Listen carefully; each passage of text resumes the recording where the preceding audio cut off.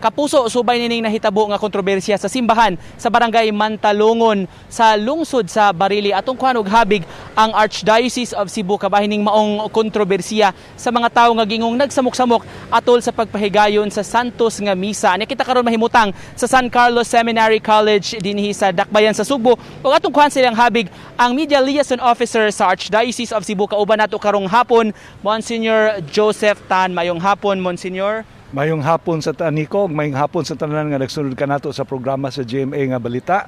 Kagahapon pa lang yun ako na hinabi ang Padre Cura dito sa Mantalongon Barili, si Father Fiel Suico, ug nadungog nako niya ang mga panghitabo dito, no, nga kini siya medyo nahasol kayo, nag-ingon siya nahasol kayo ang parokya kay doon na lagi pundok sa mga tao nga gusto gyud nga mailhan sila nga kabahin sila sa simbahang Katoliko.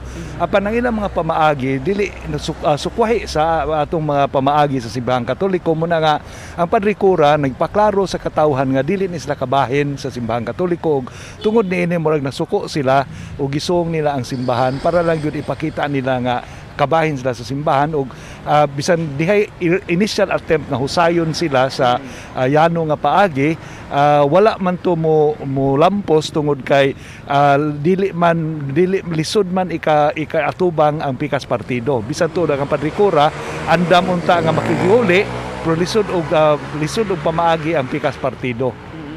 So prior to this incident, Monsignor, katong sa misa mismo, doon na narinig yung mga instances nga misod ni sila, gusto silang mo-identify sa Catholic Church? Well, tungod kay ubay-ubay ni sila, no, ni kuyanap ni sila labi na sa mga kabukiran nga dapit, no, sa maong dapit unya daghan ni pud ni sila og mga followers gani usa sa mga na follower ni ini chapel leader gani sa maong parokya, no, unya mo ni karon nga ang pari na ningkamot in town nga wala man untay dautan kung mopadayon sila sa ilang mga binuhatan apan dili lang gyud nato mahimong isipon nga kabahin pa sila sa simbahang Katoliko kay nuda man sila mga practices nga matawag nato nga dili ni mura og ni simang na sa atong mga pamaagi.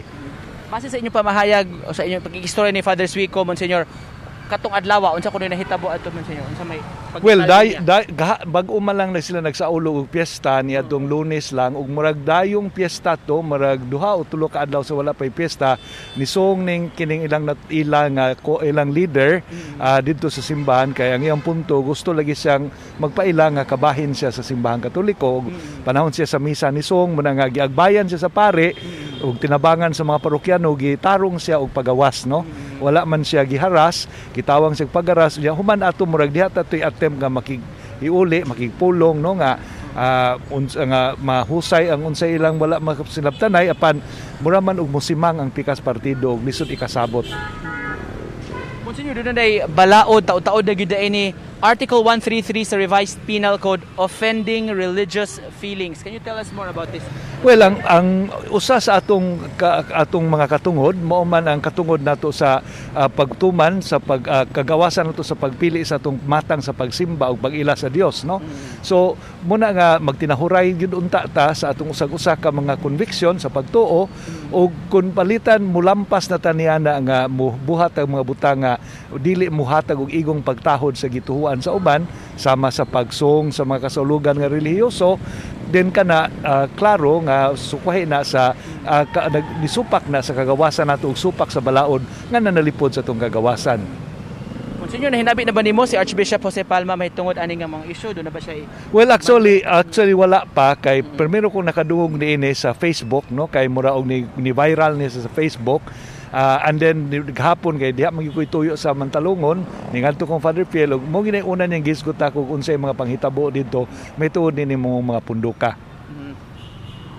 Moving forward, Monsignor, unsa ano to paghusay nimong issue ug andam ba ang simbahan makig-atubang ani nga maong grupo? Well, ang kura hagbay rang nakig-atubang nila ug naningkamot nga magpasabot nunta unsay angay hisgutan apan mura magdili gud mo tubay ang pikas grupo kay dunam ni sila mga practices nga mura mo pananglit o sa akong nahibawan gas Padre Cura nga masudlan ni sila mga espiritu sa mga santos o mga ingonana, so medyo kanang mga butanga wala man gina sa atong pamaagi sa pagsimba. So ang ato lang unta nga wa man ta manghilabot nila, no, wa man pud sila didi nga di sila magpundok Ang ato man lang klarohon lang nato unsay sakop sa simbahan ug unsay dili sakop sa simbahan para dili maglibog ang mga tao. While you're on that, Monsignor, last question lang, unsa may giya or unsa may yung ihatag pod nga advice sa mga katawhan, mga taga didto sa Mantalongon, siguro nagkuan sila ani nga maong issue, ani maong grupo o sa simbang Katoliko, unsay gusto ninyong i-advise, itambag kanila? Well, dili ako buot lang yun ko magpahinumdum sa mga tao nga number one is dili unta nato himuon og hinungdan sa kagubot ang mga butang nga Dios no kay I don't think ang Ginoo malipay niya na nga magkaaway ta tungod lang niya no. Ikaduha tungod niya na dunay pagtinahuray no. Ug kabahin sa pagtinahuray mo nga baruga na to unsay atua apan dili without prejudice sa unsay gituan sa uban no. So kanya-kanya tag paningkamot lisod man pug mayingon ko sa mga katawan sa Dios nga ay mugtuo adto nila ari lang mo simbahang Katoliko no kay inaaman sila ilang katungod pag tuo sa unsay ilang gustong tuan. Ang ako lang is tinahuray lang ta nga di nato libugon ang Katoliko ang dili Katoliko kana lang yun. Alright, and with that, nagpasalamat bigda ko Monsignor sa iyong pag-uban kanamo karong hapon paghatag og giya og advice habig gikan sa Archdiocese of Cebu. Mga kapuso, Monsignor Joseph Tan sa Archdiocese of Cebu. Mao ka na latest gikan din sa San Carlos Seminary College.